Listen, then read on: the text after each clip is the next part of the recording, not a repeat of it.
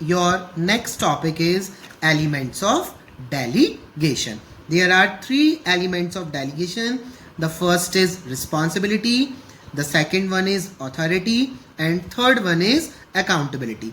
Let us we understand the element, all kind of elements of delegation one by one. So we start with the elements number one, that is responsibility.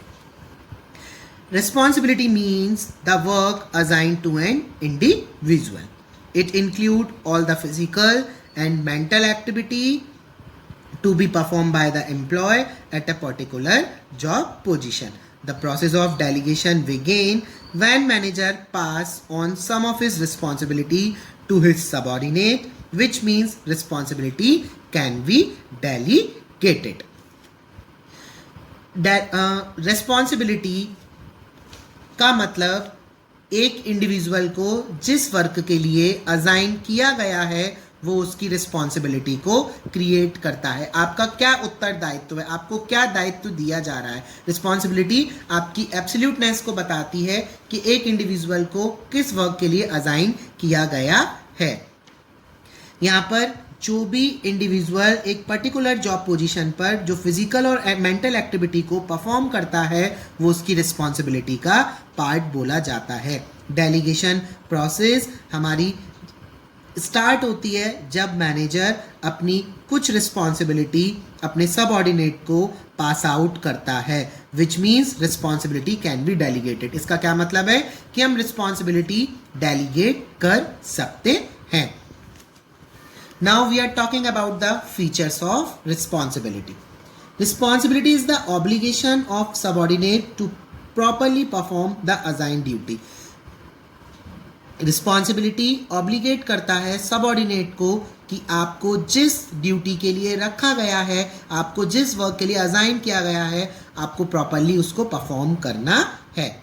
It flow from upward because subordinate will always be responsible to his superior. ये हमारा upward होता है, हमेशा upward flow होता है क्योंकि जो subordinate है वो हम that always be responsible to his superior.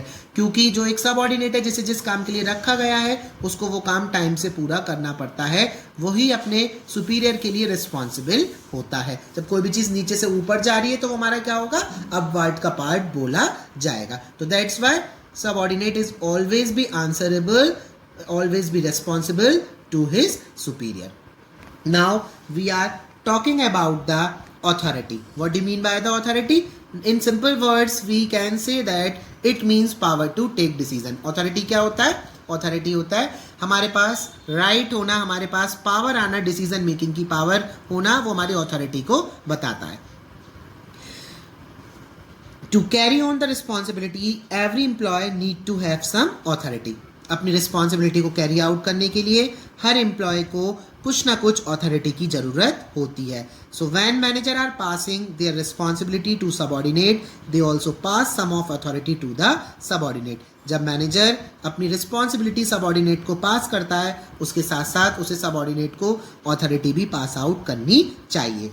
This is the second step in the organization process also. While sharing the authority, manager keep in mind that authority match to responsibility should be delegated. जब कोई भी manager अपनी authority को share करता है तो उसे साथ में ये भी ध्यान रखना चाहिए अथॉरिटी उसकी रिस्पॉन्सिबिलिटी से मैच करनी चाहिए. They shall not pass all their authority to his subordinate. वो कभी भी अपनी full authority अपने subordinate को पास नहीं कर सकता है. Now we are talking about the features of authority. The first feature of authority, in a formal organization, authority arise or originate from an individual position. अगर formal organization है तो उसमें authority आपकी हमेशा arise होती है, एक इंडिविजुअल की जैसी पोजीशन होती है, उसी बेस पर उसको अथॉरिटी मिलती है. Authority refers to right to take decision due to your managerial position.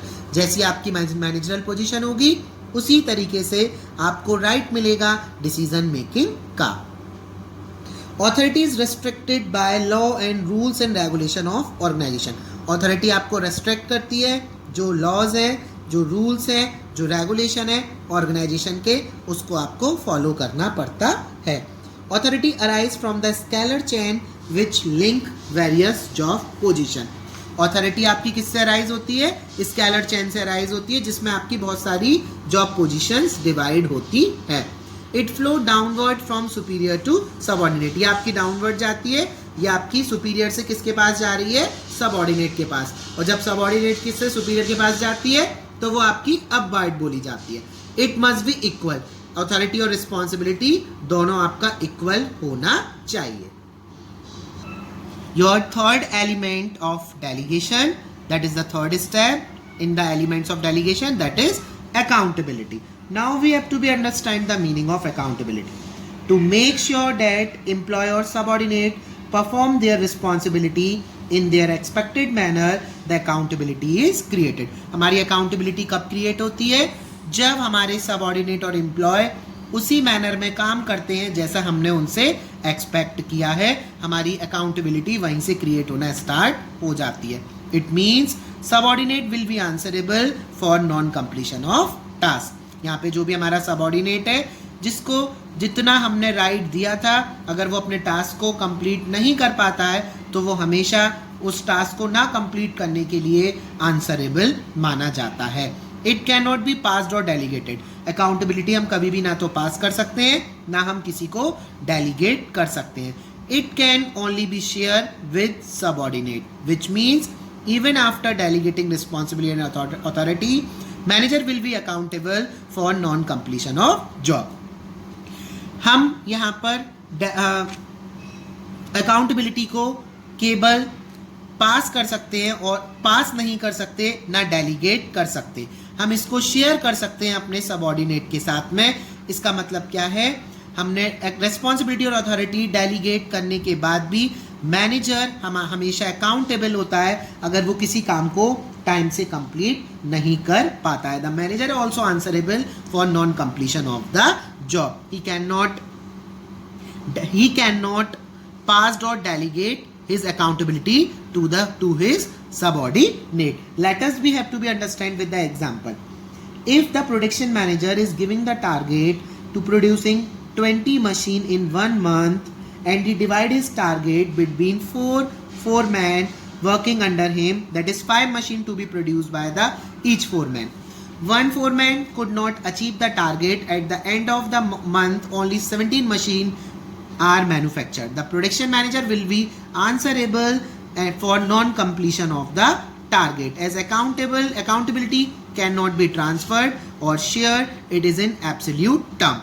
It means एक मैनेजर ने 4 फोरमैन को अपॉइंट किया कि आपको 5 मशीन 1 महीने के अंदर में बनानी है।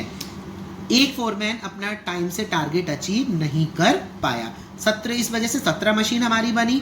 तो प्रोडक्शन मैनेजर है वो हमेशा अकाउंटेबल होगा, क्योंकि अकाउंटेबिलिटी ना तो पास हो सकती है ना डेलीगेट हो सकती है। हम उसको शेयर कर सकते हैं but it can not be pass और डेलीगेटेड। अगर उसने 17 मशीन नहीं बनाई है तो वो उस मशीन को ना बनाने के लिए वही हमेशा आंसरेबल बोला जाएगा। That is accountability is fix from the superior only. वो उसी के लिए फिक्स है, क्यों? क्योंकि आंसरेबल कौन होगा? हमारा मैनेजर ही आंसरेबल होगा, क्योंकि उसने टास्क को टाइम टू टाइम कंप्लीट क्यों नहीं कर पाया। भले ही 1% अपना टारगेट पूरा नहीं कर पाया, सबऑर्डिनेट नहीं कर पाया, फिर भी सुपीरियर ही उसके लिए आंसरेबल बोला जाएगा। Now we have to be understand the feature. Accountability refers to answerable for the final output. Accountability refers करता है आपको फाइनल आउटपुट के लिए आंसर देना होता है। It can not be delegated और पास, ना तो ये पास्ड होती है ना ये डेलीगेटेड होती है। हम इसको केवल शेयर कर सकते हैं। सो हमें टाइम टू टाइम पूरा रेगुलर फीडबैक लेना चाहिए कि कितना काम हमारा हो गया है, कितना नहीं हुआ। It flow upward, that is subordinate will be accountable to his superior. Subordinate हमेशा अकाउंटेबल होगा अपने सुपीरियर के लिए। अगर टोटल वर्क कंप्लीट नहीं होता है तो manager always be accountable for non completion of the job. That's all. Now we are talking about the comparison between authority, responsibility and accountability. First we have to be understand the base number 1 meaning. Authority means power to take decision. Authority हमारा क्या होता है? हमें right होता है, हमारे पास power है डिसीजन मेकिंग करने का। Responsibility obligation to perform the task, यहाँ पर हमारे ऊपर ऑब्लिगेशन है, हमें टास्क को परफॉर्म करना है। Accountability answerable for the final output the task to be assign, आप फाइनल आउटपुट के लिए आंसरेबल होते हैं या जो भी टास्क आपने असाइन किया है। Number 2 basis that is delegation. In authority it can be delegated, authority आपकी डेलीगेटेड होती है but responsibility can not be fully delegated, आप रिस्पॉन्सिबिलिटी को फुली डेलीगेटेड नहीं कर सकते। Accountability can not be delegated at all, accountability कभी भी आपकी डेलीगेटेड नहीं होती है। Third basis origin, authority always arise from formal position, authority हमेशा फॉर्मल पोजीशन से अराइज होती है। Responsibility arise from delegation of authority and accountability arise from responsibility only. Number 4 flow of direction, flow downward from superior to subordinate, ये आपका कैसे होता है superior to subordinate, तो ये डाउनवर्ड फ्लो हो रहा है, flow upward from subordinate to superior, ये आपका कैसे फ्लो हो रहा है सबऑर्डिनेट से सुपीरियर तो अपवर्ड और सुपीरियर से सबऑर्डिनेट तो downward, flow upward from subordinate to superior, ये आपका हमेशा अपवर्ड फ्लो होता है सबऑर्डिनेट से superior. That's all, thank you.